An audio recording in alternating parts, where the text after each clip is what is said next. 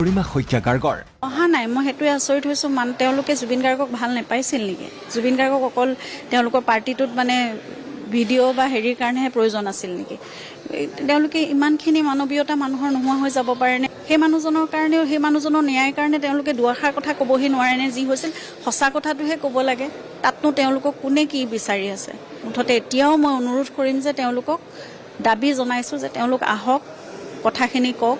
আৰু আমি অন্তত সঁচা কথাটো আমি যাতে জানিব পাৰোঁ কি হৈছিল উত্তৰ লাগে কি হৈছিল কেনেকৈ হৈছিল আৰু কিয় হৈছিল সত্যৰ প্ৰকাশ পালেহে ন্যায় পাব জুবিন গাৰ্গে সেইটোৱে মোৰ যে প্ৰশ্ন আৰু মোক দিনে ৰাতিয়ে মোক বহুত কষ্ট দি আছে মই মাত্ৰ জানিব বিচাৰোঁ মানুহজনৰ লগত কি হ'ল ইমান মৰমেৰে আমি ৰখা মানুহজন সকলোকে ইমান মৰম দিয়ে মানুহজন কিয় ইমান নেগলেক্টেড হৈ সেই সময়খিনি কষ্ট পাব লগা হ'ল